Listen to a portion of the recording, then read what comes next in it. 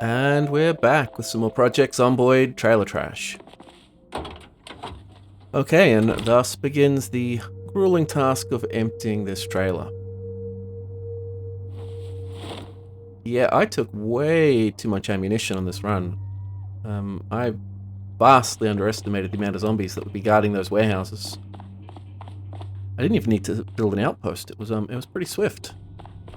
Like 4 hours to drive there, maybe 3 days of shooting, a day of kicking indoors and looting buildings. It was pretty good. Yeah, we can dump all this back in here. I'm still trying to sort different calibers into different containers, and the crates in the corner are just for spillover. Yeah, we've got a lot of ammunition. Our world ammunition setting is set to abundant because, I mean, it's Kentucky. It just wouldn't feel right without shotgun shells everywhere.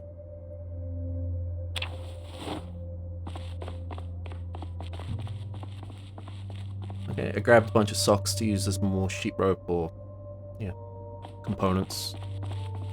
Most of this electrical stuff is pretty wasted. The electrical wire we use quite a bit of.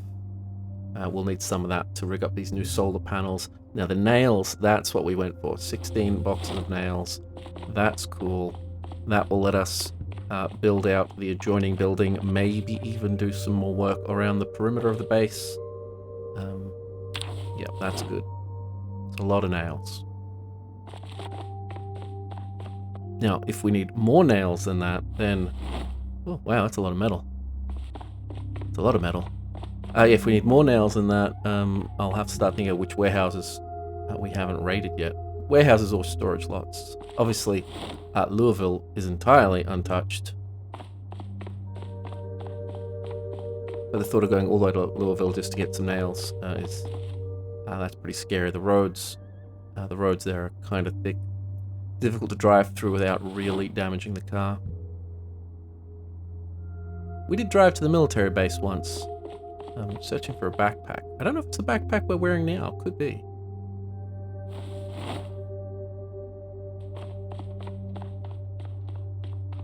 Yeah, this staircase is definitely nicer now that I took the walls out around them, so it's not like a little stair, column, room, pillar. It's nice and open. Now, I will probably have to stop playing this once Build 42 launches, though I do wonder how the lighting would work in here.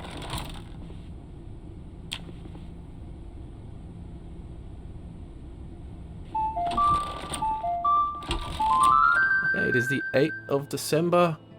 Yeah, still nothing in our garden. We've still got those generators out there cooking away as we work on our electrical skill. Got to get everything to 10. Although our combat skills are actually still pretty garbage. Maybe we can work on those once / if I do actually drop the zombies down from sprinters to walkers. I think I even left some garden forks back at the warehouses. We've got so many weapons, it's not really a priority. Although some people do consider the garden fork the premier weapon. I like our little farm. So we did get some more solar panels, so as you see the farm has one on the roof there to keep the lights on. We could move those elsewhere. Yeah, still a load of air conditioners. These will be a little bit awkward to install. They can only go on the south and east wall. Yeah, and I may have to lift up some hedges to drop them into place. Hopefully I can put the hedge back down afterwards. Yes, I do have a mod to make these actually work, so it does heat up the area inside, although I don't know if it heats up like a radius around it, or if it does like the air quote room, which is a bit awkward because, we've opened some of the rooms up into larger spaces. Okay, but it is 20 degrees over here. Okay, and 10 over here, so maybe there's a radius. Now, look, it's probably a bit silly, like, to avoid cold in Zomboid, you just wear all of your layers and keep them on. Like, especially in a building, that's it. Layers, keep them on. You'll never, it'll never kill you or anything. Now it just means if part of the house is 20 degrees and part of it ended up being 2 degrees, we're either going to be sweating or freezing, depending on what we're wearing. I might end up turning them off, but yeah, I like having them.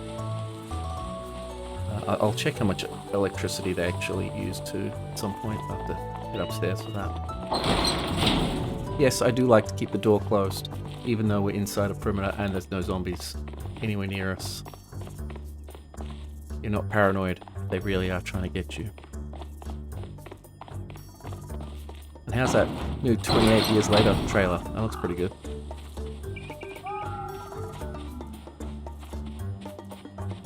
Okay, drop some more air conditioners out here. Gotta make sure this one's within the radius of our power. Weird thing with these, they're pathable until you activate them. Then, because of the mod, they become non-pathable. I don't think the barn needs any. It'll depend what we do with the third and perhaps fourth story.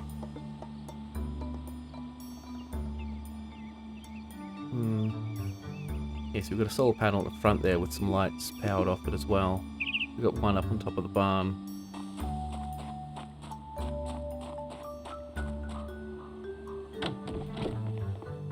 Yeah, I tried to put an air conditioner attached to that little room to hope it would bleed into here, but it didn't seem to be working. Maybe I'll try it again, because now this room does seem to be counting as an actual interior space. So maybe it's one of those things where I just needed to log out and log back in.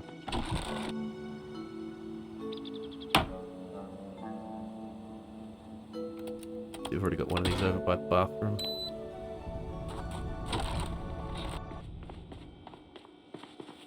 Yes, here is this wall, or this room, the kitchen, because I only have access to the west wall. I can't put an air conditioner there.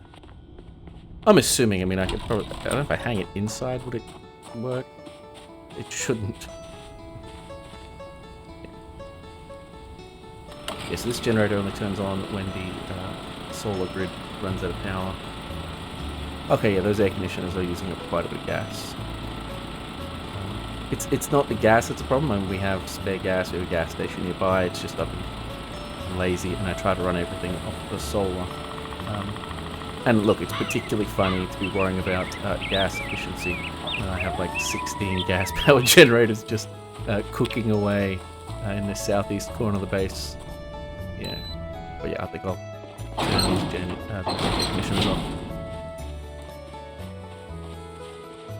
There's you know, it's a little chilly at the moment. We don't even have snow on the ground.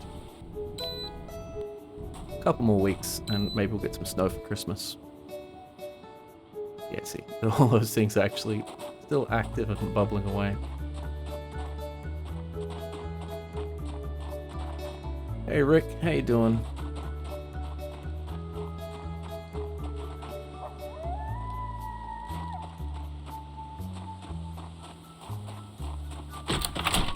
It's nice that we finally got a key to this place.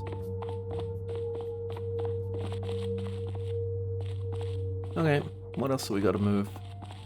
Still got some ammo. Yeah, we picked up 31 crates. I don't know where I'm going to put those. That's a lot of plaster. I could do the math. That might be enough to do the outer walls. Yeah, it's certainly a lot.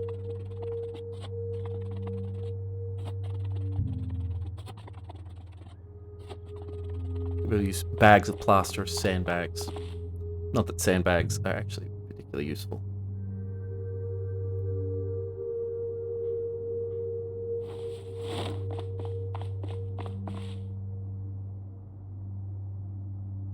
Yeah, these are all getting a bit full. Welding rods are kind of annoying. They're one of those things I find that either you don't need them and you never need them, or you suddenly decide I'm going to do some metalworking and you look around and you realize you don't have any, and then they're a pain to go find. I remember doing a Kingsmouth Island run once where I had to search the entire damn island looking for some welding rods just to make, I think I wanted a double metal gate in front of my house, and I just couldn't find, well, I think I may have eventually found, you know, 1 or 2 welding rods. It was a pain in the butt. Okay, more paint for our paint collection. This will take a couple of trips. Chloe will probably be bored by the time we're done. Now look, to be fair, I would probably be bored just dragging stuff around my gorgeous mansion. But, you know, better be bored than terrified, although some people would disagree with that. I mean, some people juggle geese. Some people free climb mountains and all that sort of stuff. Yeah, I think I saw 4 crowbars sitting in one of the shelves over there, so we definitely, yeah, they're in mint condition as well. I'll leave one in here.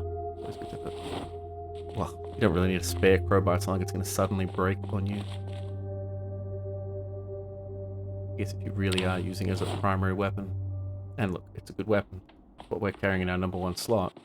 But it doesn't get a lot of swinging in. Not these days. We used to go hand in hand quite a bit. We've finally got enough bleach that we can actually use some just to sit here as a decorating item. There's probably a few patches of dirt around the base that need some cleaning. But boy, it's better than it used to be. It's so sparkly clean.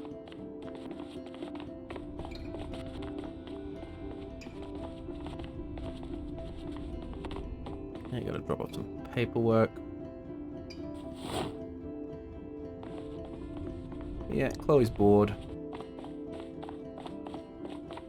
Okay, let's unload a bit more of this, and then maybe we take Chloe outside for a run. Okay, so we won't need those log stacks. The solar. I don't know if I'll deploy that or just box it for now. You see, some of the stuff we'll just keep in here, like the gas. You know, we'll just put that in there. The rain click, the barrel, the water dispenser. That's sort of in case we have to set up shop somewhere. I guess the pegboards, yeah, they can. Yep, that looks better.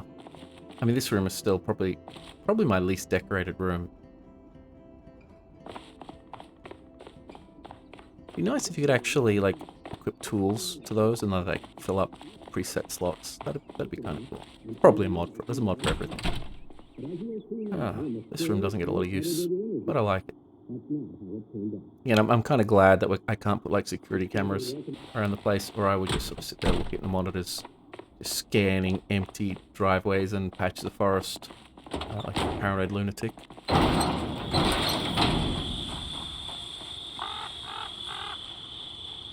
Okay, we'll give Chloe some outdoor time.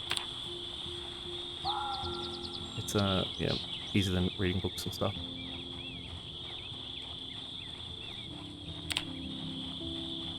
Usually I just go for a run, but I'm still not quite sure how the foraging system works in terms of like when an area repopulates stuff. You know, whether you can just literally walk back and forth over the same patch of ground, or if you need to not visit it for a while, or if it resets like fishing zones. I'm not sure. I haven't looked into it.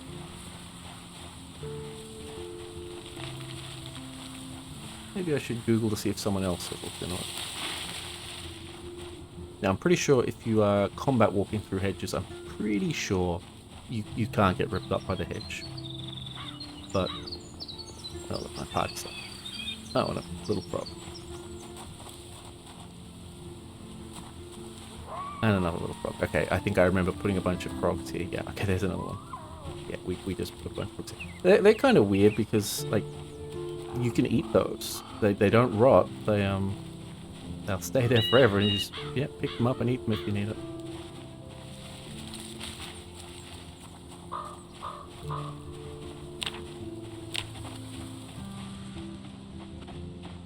I don't know if, I mean, maybe we get rid of these tents at some point. I think I kind of like them. Yeah, not 100% sure. Oh, yeah, you can see up the solar panel on top of the building there. But maybe in the corner we put some lights on around the perimeter. I guess I could put some lights over here. They'd be running.